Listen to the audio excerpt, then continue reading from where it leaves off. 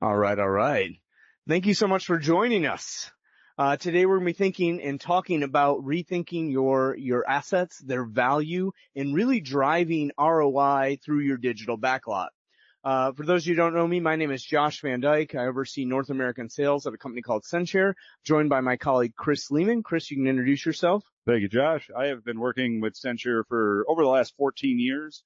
And I'm in charge of making sure that we get all of our implementations locally and then also looking for new features added in, which we're going to cover in our talk today.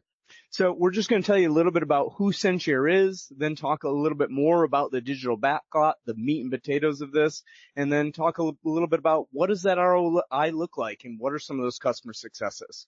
So in terms of Censhare, Censhare is actually part of a larger group called Entirely. Entirely is our parent company. They own 4 different companies. One is Marmine, that does a lot of marketing resource management, planning, campaign management. Elaine, which does a lot of text and email automation. Facelift, that does all your social media orchestration and planning. And then Censhare, which does all of your digital media, digital asset management, PIM, and as well as CMS. So within Censhare, we have kind of several core products. So one of which is more your media asset management, your videos, also your digital asset management. So any 2D files, 3D files, videos, audio files, text files, and also we also have CMS, so your content management, ability to actually publish this content out that you're creating to whatever distribution is necessary. And so this gives you a single source of truth for all of your digital media, your images, your videos, your 3D files, all of it, along with all the rights associated with those. Okay, so let's talk a little bit more about some of the advanced 3D capabilities that we're seeing in there and that we built into the platform. Yeah, so what we've been able to do in our latest release is really extend upon our 3D capabilities within there. So we have the ability to take multiple different formats, convert them between each other so that you can get better use of the assets, be able to see them better, and also be able to tag them with 3D information as well, so that we can add in AI tagged assets within the system so that you can be able to find those assets and reuse them more. Because that's really where you get the benefits, is with the reuse of those assets. But then also we can also take those assets and decompose them. So a lot of times what you're going to have is a package of your assets that are going to be your skins and then also your files around there, and be able to pick and choose which parts of those that you want to reuse. So what does this kind of look like? If we look at our 3D conversion, we can upload an asset into the system. And if the system isn't able to put together a preview of it, we're able to then convert it and automatically create that as a variant that is related to that main asset. And then that main asset then is able to be opened, and then you can actually see that then within there and use it. So everything still remains related together. So that first asset that may not be able to be previewed is still there, but you're related to it. So you're able to find that information and be able to reuse it by having that variant. And this is important because, there isn't just one standard 3D file, right? There are hundreds of different 3D file types. So sometimes you need to be able to ingest these into a system, but still preview them. And so we have the ability to preview many different 3D file types. Yeah, and once we have them in the system and previewed, we are then able to analyze that metadata, analyze the metadata within there then too, and get some AI information around there too. So we can push a button and be able to send this out and get all the AI tags within there. One of the benefits that we have too is that all of those tags are assets in the system too. So you're able to click on that and click through and then see everything else that's related within there too, making it very easy to find and reuse the assets. One of the things that we've been talking about a lot at this conference is you spend the time to create these assets, but then you can't find them to be able to reuse them again, or you're going to then go out and buy it again, or you're going to spend the time to recreate it again. And that is not an efficient use of anybody's time. I was literally riding over here this morning in the shuttle bus from the hotel, and I sat next to the lady and I go, "What do you do?" And she's, "Oh, I work in VFX." And I explain what we do, and she's like, "I can never find these assets ever again. I'd never find them." So she's like, "You're speaking my language." So that's one of the areas that we're really going to help you with. Yeah, and finally, we get into the decomposition of the assets. So when you take a packaged asset that's out there, you're able to have all the information that goes into it. So your skins, your wireframes, everything that goes along with that file.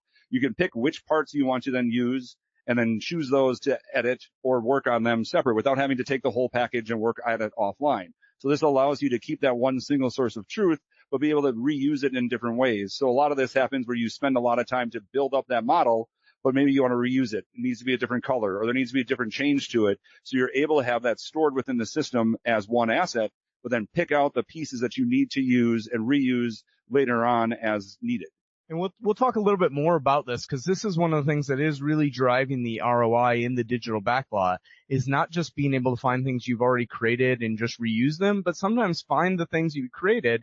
Maybe you can't reuse it exactly, but hey, we created this scene with this helicopter and it was blue, but now it needs to be green, right? We don't have to start from scratch, right? We can actually just go ahead and do it. We can pick the components that we need and change the ones that we don't, and really build something fantastic without spending, the hundreds of thousands of hours it feels like to do some of these things. Also within the system, it's a lot about organizing these assets and finding these assets and seeing how they're related. One of the things that we can do within the Censhare platform is create a compound asset. So what is a compound asset? Well, it's an asset made up of a bunch of different assets, right? So within that, you can kind of create an organized structure. So here we have a production as an asset. So within that, you can kind of see a preview where you might have a main image or a hero image, and you can actually go ahead and see the relationships of this asset. So instead of having just a bunch of files and folders, you can have context around that production. So you can actually see, okay, here was the team that worked on it. Here was maybe, as a part of this episode, or it was part of this series.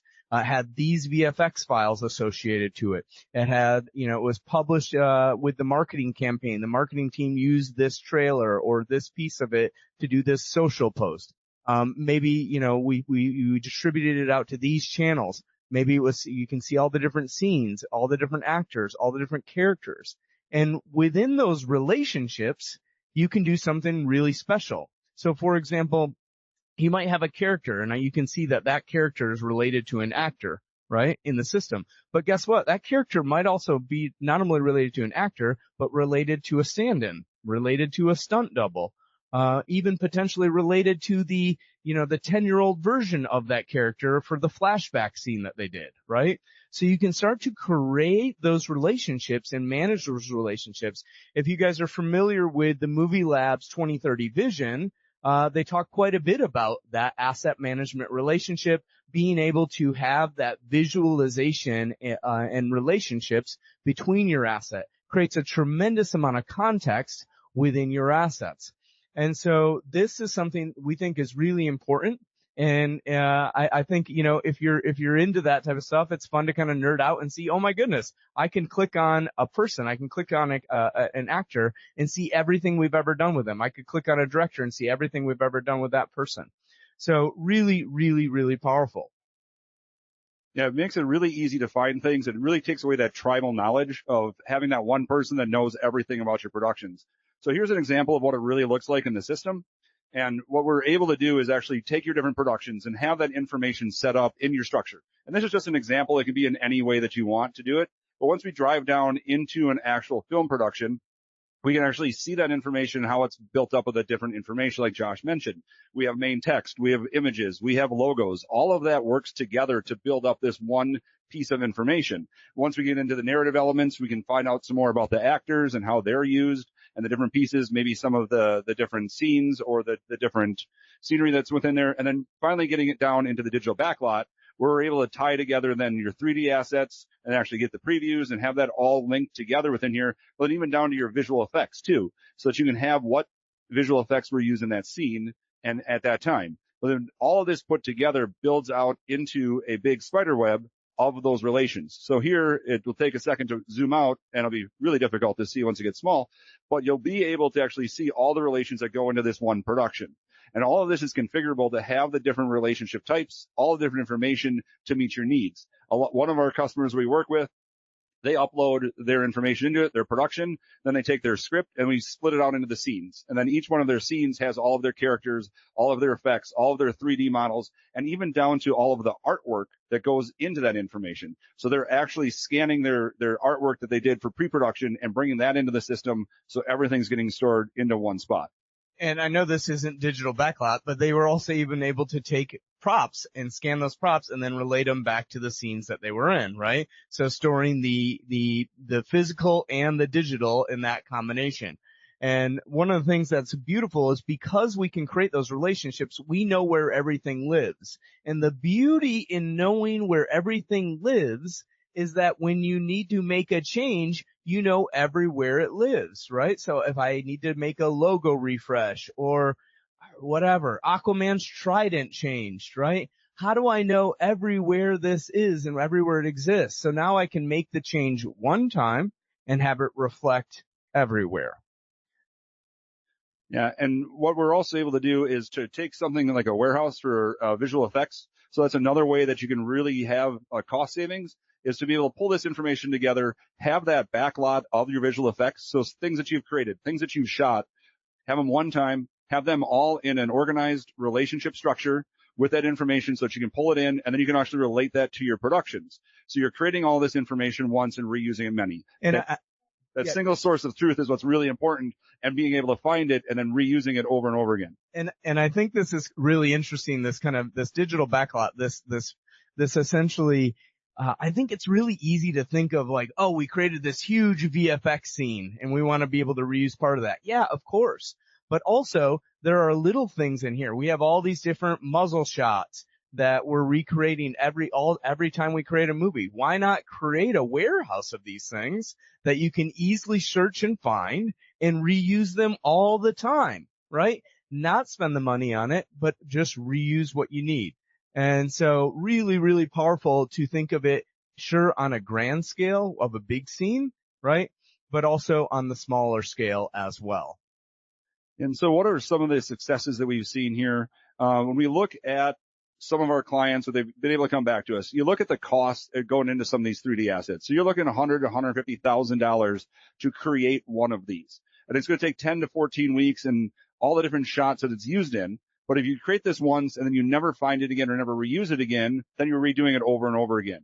We've been looking at a 60% cost savings by having this be able to be found and reused again. Same with the Chinook helicopters, the example that we talk about all the time, that we create this once and maybe next time we need to look at what did this look like when it was painted in the 1960s or the 70s or the 80s. It updates, but the overall model itself does not change. Let's be able to take that asset, decompose it, and pull in that information so that you can just change out that skin. Just change out one piece of it instead of having to rebuild it and spend another 8 to 10 weeks. The cost savings that we can get here is really immense when you look at it over multiple productions too. And when we speak to a lot of our customers, one of the things we hear over and over again is before I had Censhare, one, I could never find the things that we ever did, right? I could never find it. It was on some drive somewhere, right? So now it has metadata around it. It's been enhanced with AI metadata, and now I can actually find it, right? The other thing they say is now that I can find the files, I can actually reuse them. I can decompose them, and I can actually reuse them, and I don't have to start from scratch. So it's a huge time savings, and it's also a big cost savings. And so, honestly, a lot of our customers, they estimate they save about $100,000 per production. So if you're talking about a full movie production with some serious VFX.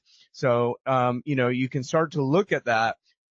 Censhare is going to be what's going to help you streamline your production and your kind of create powerful, faster builds of these different models, and then really reduce the amount of time it takes to do these things. Typically we see about a 75% reduction and a huge cost savings if you're a big studio. Now, can this be leveraged for other things besides a big studio? Of course. So it can scale really, really well. So one of the things that we did is we actually created a document around the digital backlot and how this works. We shared just a handful of things today, but we also have a lot that's available. So we have a QR code right here that you are able to scan. Also, I have Evan in the back of the room over here, who, if you turn around and Evan can wave his hand, he also has that as well as a QR code that you can go ahead and grab. And you can actually get a lot more information on that digital backlot. We're also in booth 4235. So that way, West Hall, right by the main stage, kind of right next to the AI Innovation Labs. So if you'd like to come by and see a little demo of the platform, see how some of these things work, we're totally open for that as well. Lastly, I'd like to thank you all for your time, and we do have about 5 minutes left if there are any questions.